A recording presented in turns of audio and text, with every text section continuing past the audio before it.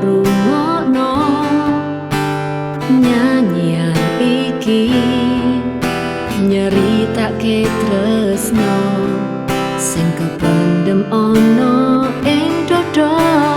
Kudu kepiye, aku mesti piye yen pancen dalane uripku iki kudu koyo ngene.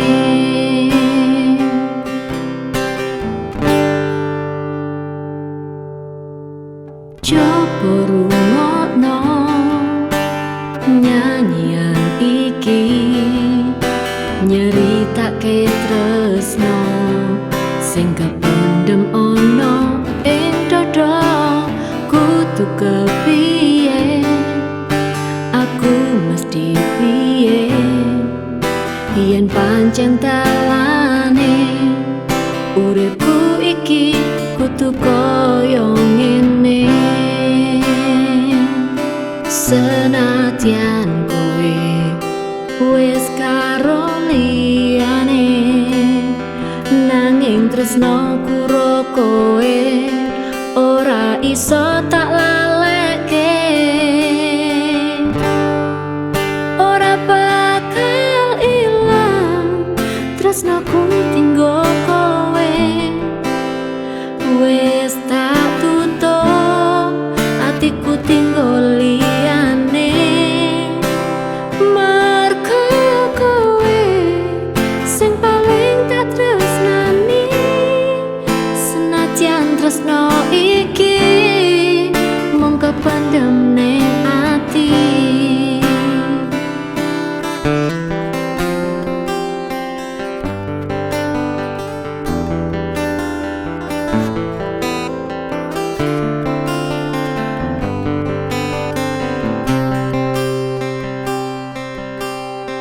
Coba rungokno nyanyian iki, nyeritake tresno sing kependem ana ing dada.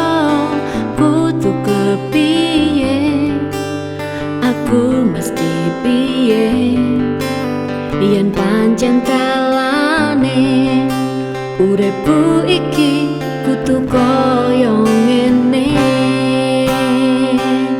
Senadyan kowe wis karo liyane, nanging tresnoku karo kowe ora iso tak laleke.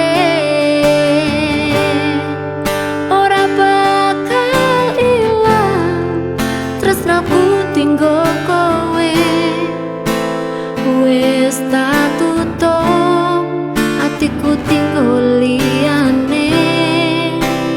Mergo kowe sing paling tak tresnani, senadyan tresno iki mung kependem ning ati. Ora bakal ilang tresnoku tinggo kowe, wis tak tutup atiku tinggo liyane.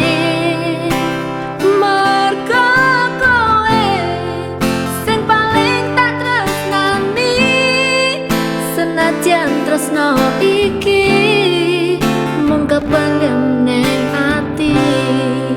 Senadyan tresno